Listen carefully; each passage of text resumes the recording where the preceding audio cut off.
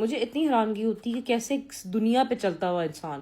اللہ نے مطلب اس کو باقیوں سے اوپر نہیں بنایا، کسی آسمان کے کسی لیول پہ نہیں بھیجا، زمین پہ اتارا ہے، تو کیسے وہ اتنا تکبر والا، اتنا فل آف ہمسیلف ہو سکتا ہے، اتنا ایروگنٹ ہو سکتا ہے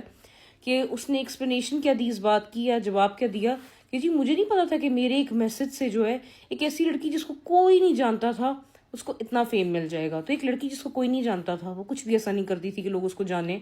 تو آپ اس کو کیوں میسج کر رہے تھے؟ آپ نے کس پرپز سے اس لڑکی کو یہ بولا کہ جی بگ فین میم،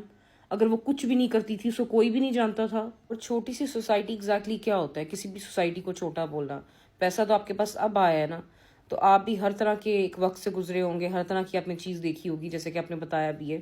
تو کسی نے آج تک، مجھے نہیں لگتا کہ آپ کو ڈمین کیا اس بات کے اوپر کہ آپ نیچے سے اوپر آئے ہیں۔ تو آپ جب اوپر آ گئے تو آپ کیوں نیچے دیکھ کے جو ہیں وہ فضول باتیں کر رہے ہیں، سوسائٹیز کو، لوگوں کو ڈمین کرنے کی کوشش کر رہے ہیں؟ حالانکہ انہوں نے کلیئر کر دی کہ وہ چھوٹی سوسائٹی ہیں، ڈی ایچ اے میں رہتی ہیں، لیکن شاید آپ کو نہ پتا ہو، کیونکہ آپ ماشاءاللہ سے اتنے زیادہ پڑھے لکھے آدمی ہیں کہ آپ کا صرف منہ چلتا ہے، دماغ تو چلتا نہیں ہے۔ اور ایک بات، جو ان کی بہن نے، غزل جواد نے، سارا ٹائم اپنا ہر ایک چیز کے اوپر منہ بند رکھا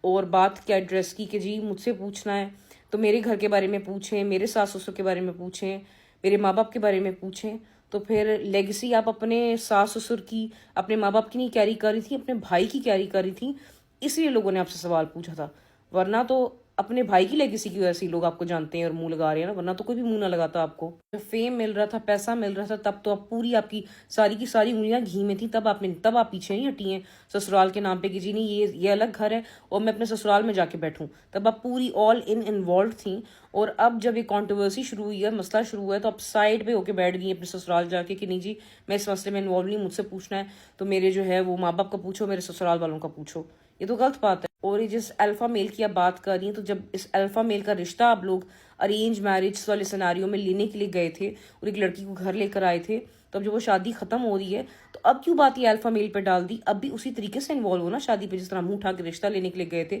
تو شادی بچاؤ۔